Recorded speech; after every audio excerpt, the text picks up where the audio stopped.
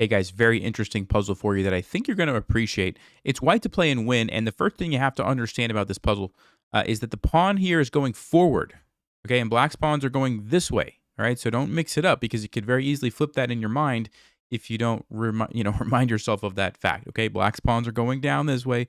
This pawn is one space away from becoming a queen. That being said, we also have the rook and the queen here. So white to play and win. What do you think the winning move is, and really the winning idea for white in this position?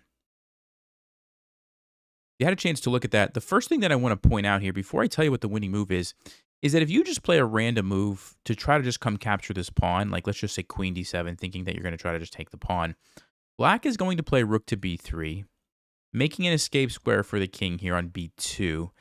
And the reason that this is such a powerful idea is that, remember, this pawn is about to become a queen now. And so, and of course, our pawn can't move. The king can't move. We're stuck. The only thing white can do is move the queen now. But you have to stop black from getting a queen, right? And so really it just becomes this game of perpetual check at this point. You're going to go check, and black's going to move somewhere, and you're going to go check, and nothing's really going to happen, okay? So that's kind of the problem if white just is too casual about the position. So the winning move in this position is queen to h1, check. And of course, only move for black here is to block. And now if you would like to pause, what's the follow-up to the queen h1 check? Well, if you had a chance to look at that, it's queen to h8 check. And after black blocks, remember this is not the exact same position that we started with because the queen started on h7. We've now moved it to h8 where it's in line with the rook here, pinning the rook. Okay, that's important. If you'd like to pause now, what's the key move? And if you find this move, it's probably a good sign that you understand what's going on in the position. You had a chance to look at that. The key move to this puzzle is queen to d4. And by going here, we are forcing black to move this pawn forward. You're going to see why that's important in just a second. Now, why do I say we're forcing black to move the pawn? The rook is still pinned. This pawn cannot move, which means the only other move that black could play would be king to b1. But why is king to b1 such a bad move? That's correct. We have queen to d1 checkmate. So this is kind of the key idea of this puzzle. Not allowing black to move the king out and ever really threaten the queen because of the checkmate here, okay? But we're not done yet because black does have the pawn, and they just move it to d5, and now it's our turn, and we have to figure out, well, what are we going to do? So it's white to play and win. What do you do now?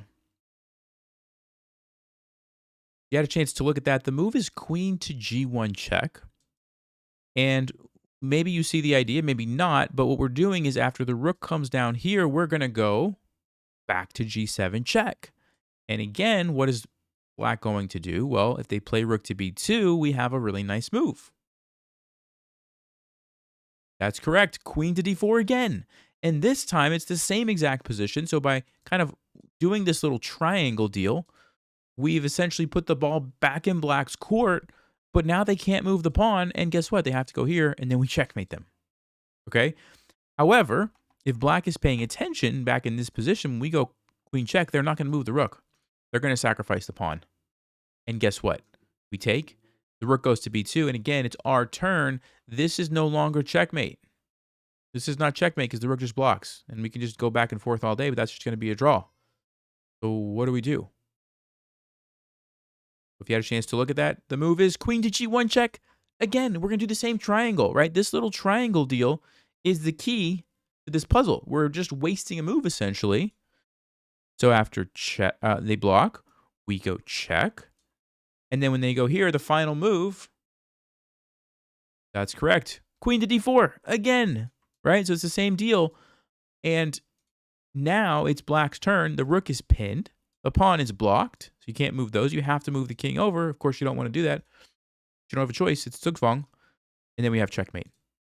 So really nice puzzle when you think about it. It had to do with this idea of putting the queen on d4, threatening the checkmate, but the problem was that black's random pawn sitting over here was able to waste some moves, and so because of that, you had to just keep repeating this triangle until eventually you took the pawn, and then eventually you got it into Zugzwang where black had to move the king and get checkmated. Really nice puzzle, really good idea there, and the fact that these pawns were here and never moved was just kind of a distraction almost to the actual solution. So congratulations if you found that. Pretty nice one there. And I'll see you guys next time. Thanks for watching. Stay sharp, play smart, and take care.